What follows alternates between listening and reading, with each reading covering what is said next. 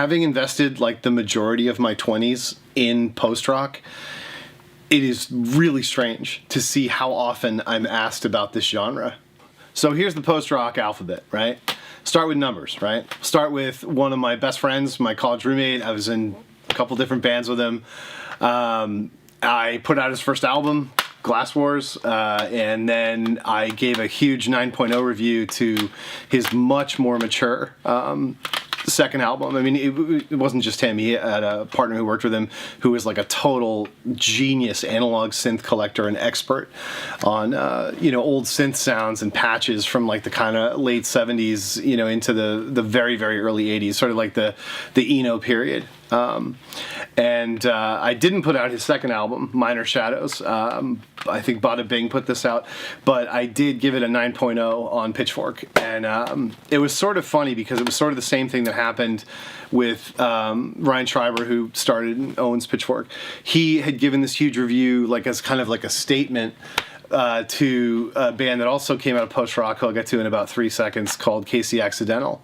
And he flipped out when this Toronto band that had been part of the scene that had been growing and going for almost 10 years by that point, flipped the switch and just started sounding like fucking Ryan Adams. Like I love like Lover Spit and Anthem for a 17-Year-Old Girl are just incredible fucking songs, but I wasn't that stoked on the turn that those guys took. I'll get to that in a second. So, Ariel M. This is Dave Pajo and the founders of Slint. Now, Slint obviously is where this all comes from. For most people, Spiderland was a massive record. Like I said in the last video, Spiderland took fully 2 years to really get around to the point where college kids were checking it out, like casually, like this is part of, the CV. And so in those years, Slint broke up the second after Spiderland came out. So there was like a huge vacuum there where there were no bands who actually sounded like this. But this record was getting huge attention and passed around by everybody. And in that time, Mogwai and a whole bunch of other bands that I thought were significantly lesser filled that void. But it wasn't just that. Slint had a bootleg 7-inch. They re-recorded a song from Tweez, and then they had like one leftover composition, which was the best song they ever recorded for me, for my money. But so, they had this reputation come up and build up, and cranky and thrill jockey and all this like, indie sort of precious, depressive, really low-key music was exploding. And so what were you going to do? They were sitting on it's not... They weren't sitting on a gold mine, but they had a huge reputation to the point where it was like, you guys are fucking crazy if you don't do something. So McMahon started the Carnation, who I'll mention probably, their first EP, Fight Songs. Oh my God, we were just dying for anything Slint. Like I said, we were buying a bootleg 7-inch. We were so like, what is this band? I have to know everything about this band. And then finally, after Carnation, Dave Pajo came out and did Ariel M. And you got like a whole smattering of EPs. You got October, Vivia, Wedding Song Number 3. And these were such a huge sort of release because we knew they were the progenitors of this. We knew that they deserved to get whatever attention had been building up with all these other post-rock, space rock bands. There's also the album. The album has a song called Ass. I don't know how you pronounce it. It's AASS. That's like this just, completely pointed, almost slowcore kind of 4/4 thing with his kind of florid playing. Tons of love and respect to Dave Pajo. And also, you remember XM Clem. So this is more ambient, really, than post-rock, but this is like the part of the people who become Stars of the Lid, and, well, I guess they were already recording a Stars of the Lid, because I think by that point, Avec Laudanum is already out. But anyway, XM Clem is this one-off they did, which is sort of ambient, but it's really more post-rocky to me. It's meditative guitar music, let's say. And it's way better than any of the Stars of the Lids records that get constantly recycled. Like, Tired Sounds was great, but, like, they had already done their best stuff to me with Avec Laudanum, and go back to when they were, like, hitting it, and you can feel it. You can feel that it's new to them. And I don't understand why this distinction isn't more obvious to people. Like, you can feel when a band is arriving at their sound, and everybody seems to get it wrong. They seem to get the record after that, and I don't know. It's just, maybe I'm fucking psychic, I don't know. Yeah. Oh boy. So then we get Broken Social Scene. This is like the Toronto, this whole like collective that becomes Arts and Crafts Records and Do Make Say Think and Casey Accidental. Like, when they started out, they were getting picked up because they were a good post-rock band. I still listen to this all the time. I still have it on a playlist on Spotify. And there's songs on the Do Make Say Think records that I still listen to. I don't think these really lasted or aged as well.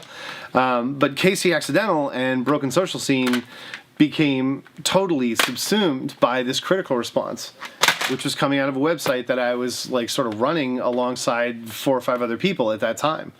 And I was bummed about it, because I liked them for the post-rock stuff, and I thought when they did this kind of like 4/4 straight up, indie shuffly shit, I wasn't into it.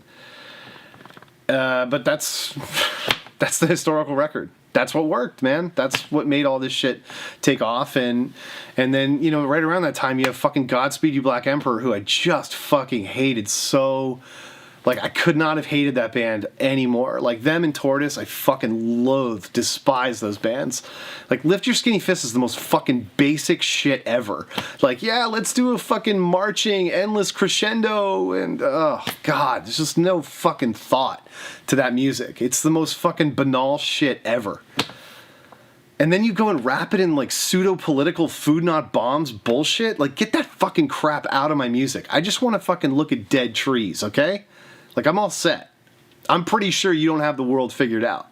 So, Do Make Say Think covers D, I guess. C, I don't know, Cul-de-sac, they were around forever. They're kind of like old heads, stands that have been around forever. E, no doubt, Explosions in the Sky. So, Explosions in the Sky represents the mainstream peak of post-rock. They'd been around for a while, and they had got tons of attention on Pitchfork and lots of other sites that were around at that time. Nobody will ever remember what the landscape was like when Pitchfork was like starting and taking off and getting big. There were like 15 other sites that could have been Pitchfork, but it's almost pointless to mention them. Like, go back in the archive.org and look up Yachtzine and fucking Pillow Fight and, Western Homes and Buddyhead and a million other fucking sites. But Explosions in the Sky was like, that, Casey Accidental, then later you have like Tapes and Tapes, Clap Your Hands, Say Yeah. These are like signature bands where it's like Pitchfork made that shit happen.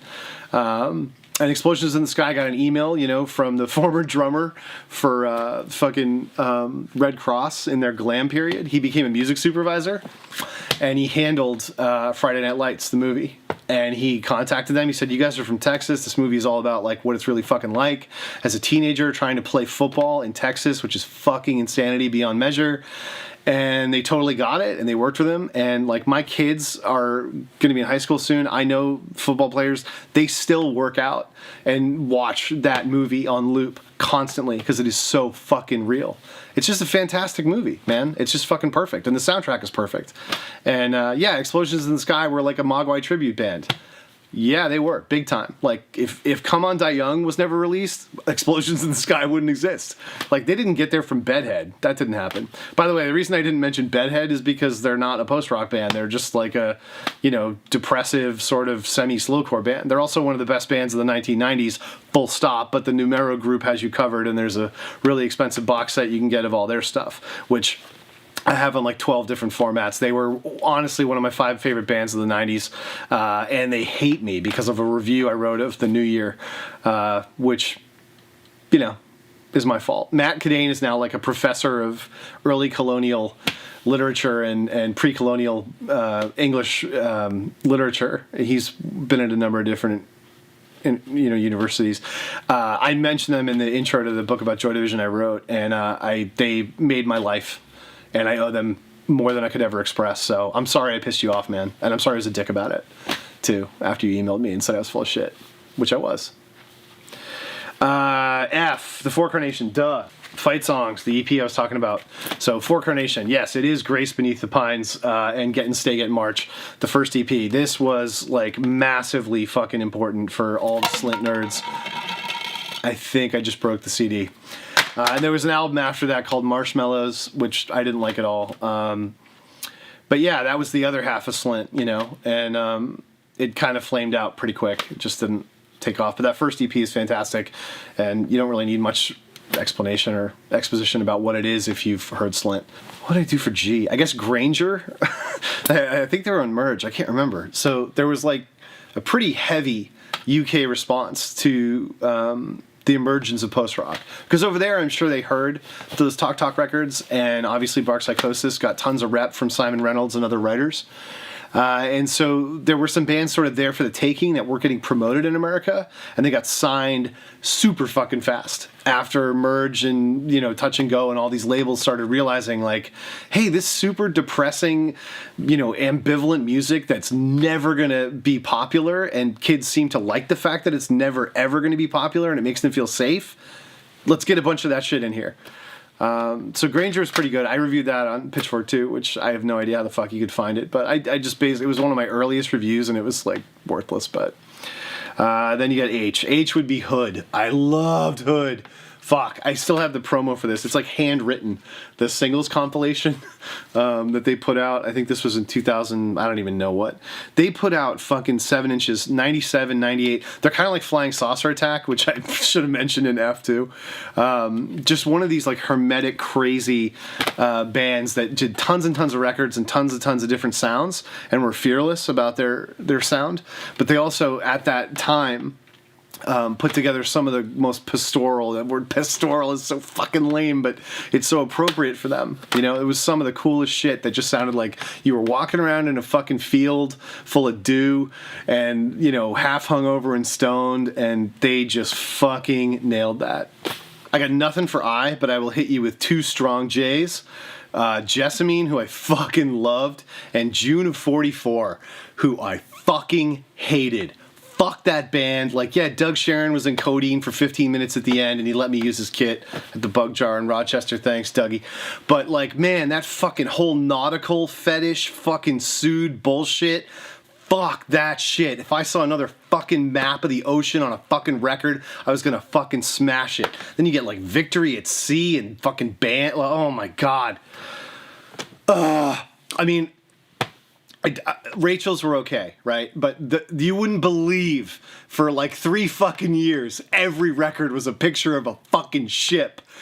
God, it was so fucking monocultured and stupid. And June of 44's music just sucked. It was fucking boring as shit. It had no emotional character whatsoever. It was just the most dead, lifeless fucking procedural dog shit, man. Fuck, I hated that band. Obviously rationally. But yeah, Jessamine, oh, this is the split with Flying Saucer Attack. Limited edition of 2000. But Jessamine is about this record. This is one of the first records on Cranky. The actual J-card sleeve of this is opaque. It's like onion paper. And this whole thing of packaging was such a huge aspect of all the fucking indie stuff, and especially post-rock, in the 90s. I still look at this and I'm like, yeah, okay, physical media, there's sort of a point to it. Because, like, I'm being nostalgic for a fucking CD, you know? Think of all the complicated and beautiful LPs that have been made over the years, you know? But yeah, the 5th song on this and the 10th song, I don't even know the order. I think it's Lisboa and Inevitably. Those 2 songs, I swear to God, I spent entire 24-hour stretches in dorm rooms at Skidmore College with those on loop. Like, with other friends. We would just sit there and stare out the window with those songs playing for an entire fucking day. An Aphex Twin. And it was like new, you know? Like, you can do that now, and it's great music, and it's probably a great feeling, and it's cool and everything. But, like, it was brand fucking new. And it just felt weird. Like, because you couldn't get... It's not like you could go back and be like, oh, I'm going to go on Spotify and check out Krautrock and learn all about Faust and Neu and... No, man. You were just getting, like, a dialogue that was evolving. And bands were helping evolve and push that dialogue. And they were being respectful, and they were telling you about those old bands. But even if they did, you couldn't find them. Those Neu records, 75, all that stuff, that didn't even get reissued in America until 95, I think. You literally couldn't get it. There was, like, Gyroscope was one label that was trying to reissue a lot of that stuff.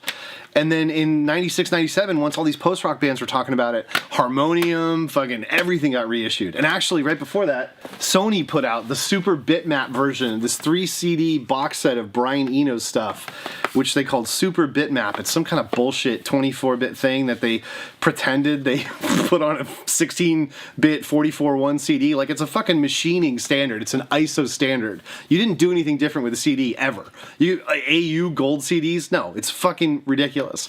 All CDs delivered the exact same fidelity. It's the fucking mechanical mathematic definition of the output channel. Line stage, 16-bit, 44.1. That's it.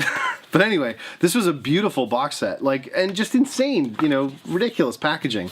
And it was ushered kind of by the emergence of this, fascination with all these bands, these European bands and Eno and all that stuff. K, I gotta go with Karate, being a homer there. Karate's first record is still fucking amazing. It's mostly slowcore, and then after that they became kind of awful, embarrassingly full of shit jazzcore. But this first record, actually, I for some reason I have a Boston Acoustics sticker on the fucking CD. This first record, honest to God, this thing destroyed me and a bunch of my friends. We lived with this record, for a good 2 years. I don't know if anyone now would really respond or appreciate it the way that we did. But, I just have to straight up say, and the singles around this time, too. Cherry Coke and the Schwinn. I can't even tell you how much time I spent listening to this shit. Does it matter? I don't know. It did to me. LaBradford, another cranky thing. The first LaBradford with the machine thing on it, I didn't like that much. Iluxo and Mimidi and Naranja are the two fucking masterworks for that whole project. I still love Iluxo and Mimidi, and I listen to them all the time. And then you got Mogwai. Oh my god, here we fucking go. I hate the first fucking Mogwai. I hate Young Team. Come On Die Young is their fucking masterpiece, and the Christmas EP, which came right after it. These are the fucking records. Forget Young Team. Forget King Herod. Forget the goddamn fucking 2 CD bullshit remix fucking garbage. I hate that fucking thing. This is Mogwai. Get these fucking records and shut the rest of it out. The ones that came after this, there's one around 2000 with the flamey cover. That's good. But it's sort of so obese and mature and full of its own, importance and the understanding that they were a successful band. And that just never left after that. So I didn't keep up with Mogwai, They're still fucking touring probably. They're probably playing next week. I don't know. When I put this on and I heard the fucking Iggy sample, I was just like, yes. This is why we're doing this. This is the desolation of punk and indie and everything that's ever happened that we thought was cool not fucking mattering at all. And that kind of catatonia is all in here. Great shit. I can't think of anything for N. Oh, the No Twist? I don't know. That was kind of art rock bullshit. Do I? Yeah. Yeah. This was another big Pitchfork thing. Way out in front. Fucking just ridiculous. Pitchfork's the only ones who we were fucking totally doing this. Made it huge. You could argue we made McCluskey huge too, Fucking awesome punk band. The Welsh, oh my god.